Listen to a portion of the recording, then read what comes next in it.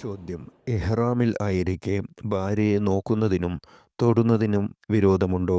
ചുംബിക്കാമോ? അതിനാൽ അറവ് നിർബന്ധമാകുമോ? ഉത്തരം: ലൈംഗിക ആഗ്രഹമില്ലാതെ കേവലം നോക്കലും തൊടലും നിഷിദ്ധമല്ല. മോഹത്തോടെയാണെങ്കിൽ നിഷിദ്ധവുമാണ്. മറയില്ലാതെ ആലിംഗനം ചെയ്യൽ പോലെ തൊലി തമ്മിൽ ചേർന്നുള്ള സുഖാസ്വാദനമുണ്ടെങ്കിൽ മാത്രമേ അറവ് നിർബന്ധമുള്ളൂ. ഇല്ലെങ്കിൽ അത് നിർബന്ധമില്ല. ഭാര്യയും ഭർത്താവും ഒരു റൂമിൽ വേറെ ആരുമില്ലാതെ താമസിക്കലും ആവശ്യമില്ലെങ്കിൽ നോക്കലും ഇഹ്റാമിൽ ഒഴിവാക്കലാണ് നല്ലതെന്ന് ഉംദത്തുൽ അബ്റാറിൽ കാണാം. ചോദ്യം: നിസ്കാരത്തിലെ അത്തഹിയ്യാത്തിൽ അസ്സലാമു അലൈക അയ്യുഹൻ നബിയു എന്ന് തിരുനബി സല്ലല്ലാഹു അലൈഹി വസല്ലമക്ക് സലാം പറയുമ്പോൾ തിരുനബി സല്ലല്ലാഹു അലൈഹി വസല്ലമയെ ഓർക്കണോ? ഉത്തരം: അതെ. തിരുനബി സല്ലല്ലാഹു അലൈഹി വസല്ലമയെ, ആ മഹാവ്യക്തിത്വത്തെ മനസ്സിൽ ഹാജരാക്കിക്കൊണ്ടാണ് സലാം പറയേണ്ടത്. ചോദ്യം: ഒരു പുരുഷന് ഒന്നിലധികം ഭാര്യയുണ്ടെങ്കിൽ ഏത് ഭാര്യയായിരിക്കും സ്വർഗത്തിലുണ്ടാവുക? ഉത്തരം: എല്ലാ ഭാര്യമാരും സ്വർഗത്തിലും ഭാര്യയായിരിക്കും. എന്നാൽ ഭാര്യയെ ത്വലാഖ് ചൊല്ലുകയും അവൾ മറ്റൊരാളുടെ ഭാര്യയാവുകയും ചെയ്താൽ സ്വർഗത്തിൽ ആ മറ്റൊരാളുടെ ഭാര്യയായിരിക്കും. ചോദ്യം: വ്യഭിചാരത്തിൽ ജനിച്ച കുട്ടി യത്തീമാണോ? ഉത്തരം: അതെ, യത്തീമാണ്.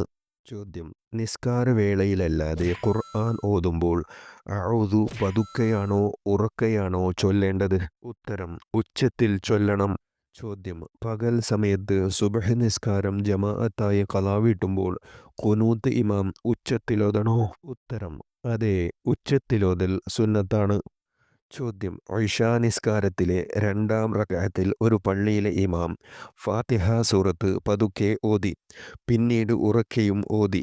നിസ്കാരശേഷം മഅ്മൂമുകളിൽ ചിലർ 2 തവണ ഓതാൻ പാടില്ലെന്ന് പരസ്പരം പറഞ്ഞു. ഈ വിഷയത്തിൽ മസ്അല എന്താണ്?